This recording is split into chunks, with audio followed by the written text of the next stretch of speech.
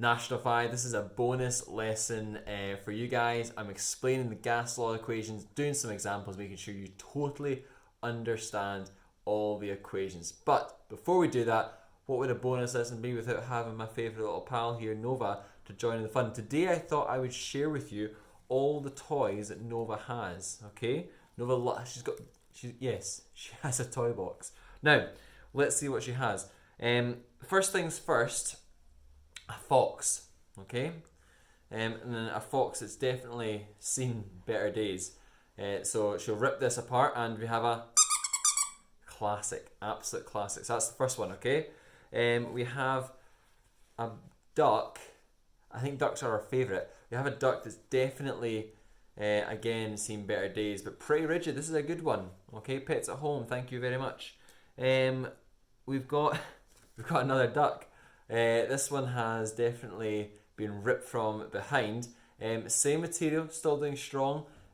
She's probably lost interest, but yeah, another duck. What else do we have? We have a rope. This is definitely probably one of the poorest toys she has. She wants it now though. Okay, what else do we have? We have a stocking. So we backstory with this one.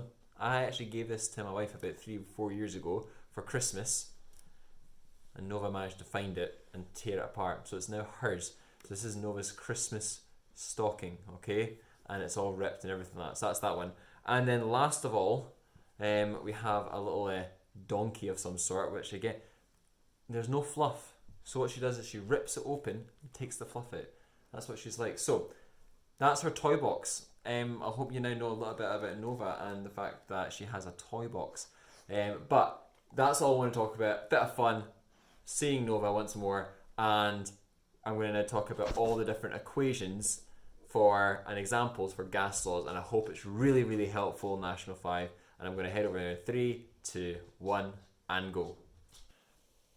So National 5, this is a bonus lesson talking about 4 examples on the gas laws. I'm going to go through each law and do an example for each so you know exactly what to do for the gas law equations, because they can be tricky. So let's first of all do example 1. So example 1 is coming up on the screen, and it says a gas cylinder contains 5 times 10 to the negative 3 meters cubed of gas at a pressure of 1.5 times 10 to the 6 pascals.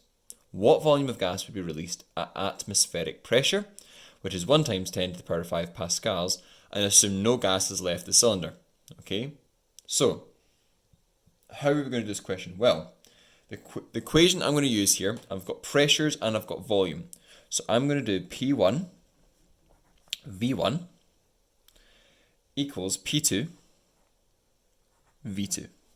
That's the first equation that I'm doing, okay? Because I've got pressures and I've got volumes. So that is the only one that's going to work.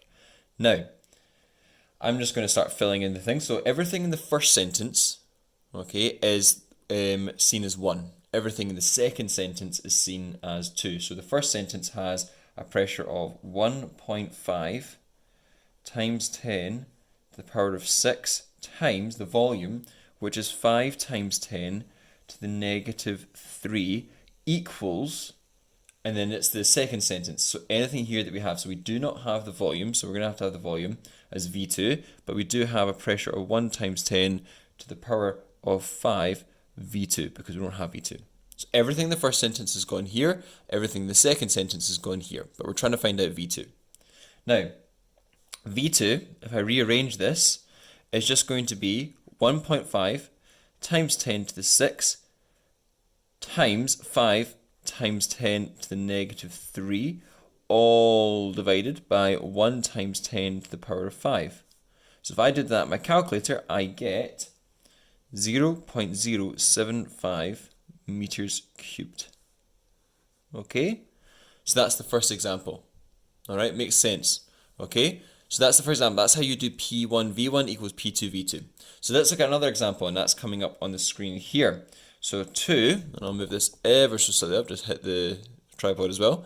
So number 2 says a gas cylinder contains 3 times 10 to the negative 3 meters cubed of a gas at a temperature of 230 degrees Celsius. What would the volume be if it is moved into a refrigerator at a temperature of 0 degrees Celsius? So this time, okay, this time we are doing a different gas law, and this gas law is going to be V1 over T1 equals V2 over T2. Okay, so I'm using a different gas law than before, and this time I'm using V1 over T1 equals V2 over T2. Okay, now key thing here is I do in the first sentence everything on the left hand side. So the first sentence said 3 times 10 to the negative 3 divided by the temperature. Now the temperature is in degrees Celsius, we need it to be in Kelvin. So basically I'm doing, and if I did that in the side here, 230 plus 273 gets me 503, and that's exactly what I'm going to use over here, 503. Okay, now is it asking us to find the volume? Yep, so we've got V2 again, and the temperature is 0 degrees Celsius. So if I did another one here, 0 plus 273 gives us 273 Kelvin. Okay, so then I would use that 273. So it must always be in Kelvin. You must always do that. If you do that in your head, that's fine. You won't get marks for this. You'll get the marks for just subbing them in. But if you need to do it here, you can do that. Okay, so then V2 is just going to be 3 times 10 to the negative 3 divided by 503 all times 273. And that gives me 1.6 times 10 to the negative 3 meters cubed, which is roughly what the other one was. And that one was times 10 to the negative 3. So that looks right to me. So let me just start highlighting these now that the ink is dry. There we go, perfect. So those are those two. Okay, that's the two gas laws. We've got another two examples to do. So let's see if I can fit this one on the bottom here. So this is example 3. So example 3 says the pressure in a car tire is 2.5 times 10 to the 5 pascals at 27 degrees Celsius. After a long journey, the pressure has risen to 3 times 10 to the 5 pascals. Assuming the volume does not change, what is the new temperature of the tire? So how do we do this one? Well, we are looking at P1 over T1 equals P2 over T2. So we've got another equation here, slightly different than before. Okay, slightly different than before, but this is another gas law, so let's just do everything in the first sentence over here on the left. So that would be 2.5 times 10 to the 5 over, and what was it? It was 27 degrees Celsius, so let's just do this over here. So 27 plus 273 gives us 300 Kelvin. Okay, so I'm going to do 300 here. And then P2, are we trying to find out P2? We are not, because we've already got it's 3 times 10 to the power of 5 divided by T2. Okay, so how are we going to do this? Well, T2 equals, it's going to be, if that comes up here, then that's going to be the other way around. So it's going to be 3 times 10 to the power of 5. It's going to be times 300 divided by 2.5 times 10 to the 5. Okay, so I may need to pause that and go over that, because that's the trickiest part to do, is that rearrangement. You can do here, that's 2 marks, this is the third mark, is finding out the answer using this technique. Okay, so my final temperature should be 360 Kelvin. Okay, and then let's just give that a wee wipe like that. Alright, so that's that. So that's the 3 ones there. There's now another one that I'm going to do.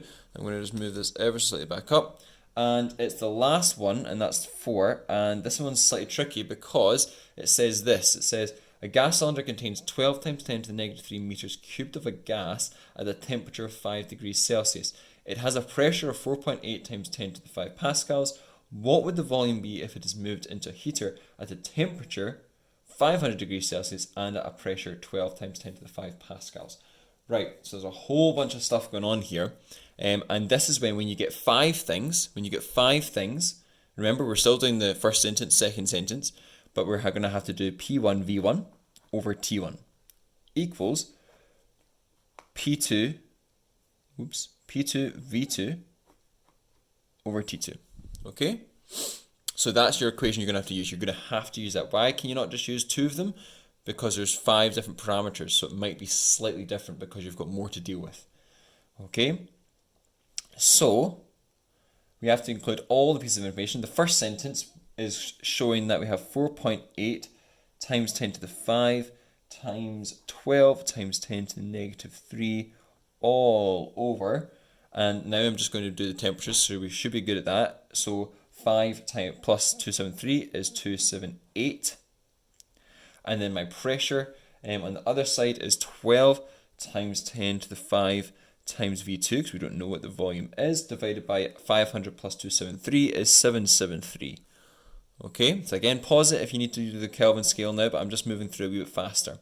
So for this, if I calculate this whole thing here, I get something close to the region of 20.7. And then if I just rearrange this, it's going to be times 773 over 12 times 10 to the power of 5. Okay? Now you need to know this, how to do this, okay? So just use your algebra and do some practice with that, okay, in the questions. So if I do that, I get 0.013 meters cubed. All right? And then let's just, for old time's sake, do that there. Right, that is the fourth and final example. You will not get asked anything other than those examples that I've given you. The only thing that will differ is what values you get. Okay, so National 5, I hope that's helped. I'm sure it will help a lot actually, because these are quite tricky equations. But just to let you know, that's the last set of equations you'll ever learn in National 5 Physics. So very, very, very well done. Alright, so guys, thank you for listening to this bonus lesson. Hope it's helped understand the gas laws.